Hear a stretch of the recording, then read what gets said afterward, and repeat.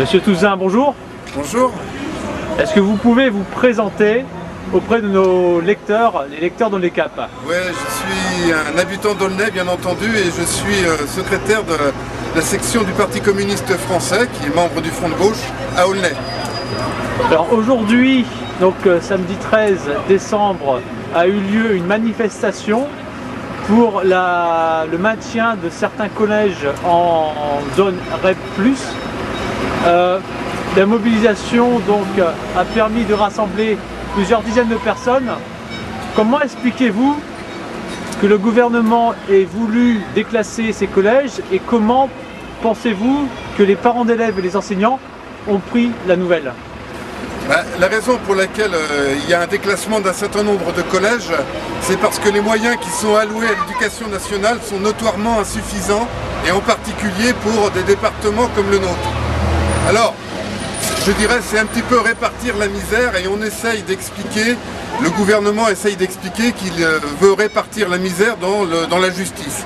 Mais la justice nécessite que, en matière d'éducation nationale, chaque enfant, chaque lycéen, chaque collégien puisse avoir les moyens d'étudier de la meilleure des façons, et cela en Seine-Saint-Denis comme dans l'ensemble du territoire français. Et, selon vous, le fait de déclasser ces collèges, ça signifie des moyens en moins?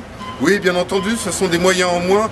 L'évaluation qui est faite par les enseignants de Christine de Pisan et de Victor Hugo, c'est que le déclassement de REP+ en REP, celui qui est envisagé, correspond à environ 9 postes d'enseignants en moins sur les deux collèges. Donc ce sont effectivement des moyens humains, mais aussi des moyens matériels qui seront enlevés aux enfants, aux collégiens. Alors, dans la manifestation, nous avons vu des élus du Front de gauche, nous avons vu des élus du Parti socialiste. Aujourd'hui, on sait que la gauche, au niveau national comme au niveau local, est divisée. Comment pensez-vous à l'avenir, dans les prochaines semaines, dans les prochains mois, comment la gauche va-t-elle réagir face aux difficultés, face aux challenges, face à tous les problèmes rencontrés? Pensez-vous qu'une union de la gauche est encore possible d'ici quelques mois? Il est évident que si l'on veut, et c'est notre volonté à nous autres communistes et membres du Front de gauche de façon plus générale, si l'on veut modifier de façon substantielle l'orientation des politiques qui sont menées, parce que ce sont des politiques qui mènent notre pays et son peuple dans le mur. On le voit, les chiffres du chômage ne cessent d'augmenter, la pauvreté se développe. Et quand je dis qu'elle se développe, c'est que les gens sont de plus en plus pauvres et sont de plus en plus nombreux à être pauvres, à ne plus pouvoir répondre à leurs besoins essentiels de logement, de nourriture. Si on veut que cela change, il y a évidemment nécessité d'une union et d'une unité du peuple. Alors la question ensuite de l'unité à gauche, nous sommes plus que favorables à cela, puisque du reste, l'initiative qui a été prise par les communistes d'Aulnay-sous-Bois a été de s'adresser à l'ensemble des organisations politiques existantes sur la ville d'Aulnay-sous-Bois, organisations politiques de gauche. Mais il est bien évident que pour nous, la question de l'unité ne peut se construire que sur une autre politique.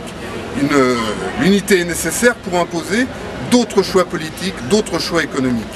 Alors, aujourd'hui, avec le Parti socialiste qui soutient et qui continue à soutenir de façon systématique l'ensemble des décisions qui sont prises par le gouvernement, malheureusement, il n'y a guère de possibilité de construire cette unité.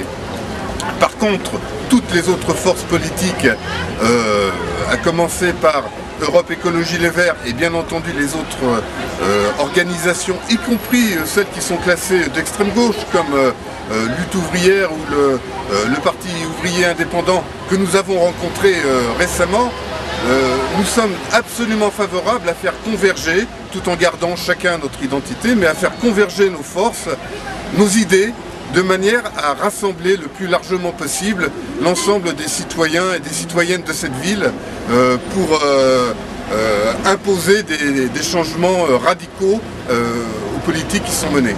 Alors, dernière question concernant les départementales. Oui. Il y a eu donc au niveau départemental en Seine-Saint-Denis une initiative pour réunir toutes les composantes de gauche. On sait aujourd'hui, notamment dans la circonscription d'Aulnay-sous-Bois, que les Verts et le Parti Socialiste sont en bisbille, en quelque sorte.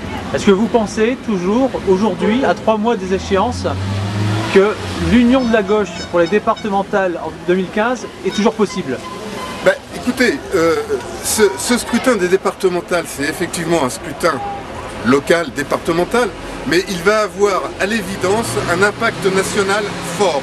Pour une raison simple, c'est que c'est la première fois que l'ensemble des élus départementaux des anciens cantons qui sont redécoupés, l'ensemble vont être réélus en même temps. Donc il y aura un enjeu national fort. Alors, localement, c'est ce que je vous indiquais, nous sommes adressés par écrit à l'ensemble des forces de gauche. Nous cherchons effectivement à rassembler l'ensemble des forces, mais nous cherchons à les rassembler sur des contenus politiques qui vont permettre aux Aulnaisiens et aux Aulnaisiennes de se rassembler pour que leur intérêt soit respecté. Alors, vous faites état du fait qu'il y a un certain nombre de différences et de différences d'appréciation, de bisbilles, comme vous dites, entre LV et le Parti Socialiste. En fait, je pense qu'il ne faut pas prendre les choses à la légère. Il y a un certain nombre de divergences visiblement sur le fond, et nous ne pouvons que le comprendre. Nous-mêmes entretenons de très grosses divergences avec le Parti Socialiste sur son positionnement et notamment le soutien inconditionnel aux politiques gouvernementales, y compris sur le bilan départemental. Si nos élus, les élus communistes, ont participé de l'exécutif, il y a un certain nombre de mesures qui ont été prises par le Parti Socialiste, par la majorité socialiste de ce département, que nous ne partageons pas. Alors, pour nous, l'essentiel était à l'évidence de rassembler, de débattre. Et du reste, nous organisons lundi soir un débat dont votre blog a fait écho, hein, avec la présence d'Eliane Assassi sur la question de la réforme territoriale. C'est une réforme qui est aujourd'hui tirée par le Parti Socialiste et qui, de notre point de vue, est une réforme néfaste pour la démocratie et néfaste pour les services publics. Donc, de ce point de vue-là, il sera très difficile, si le Parti Socialiste reste campé sur ses positions de soutien inconditionnel à cette politique de plus en plus libérale du gouvernement, il sera difficile que nous ayons quelque accord que ce soit avec eux. Monsieur Touzin, merci. Je vous en prie.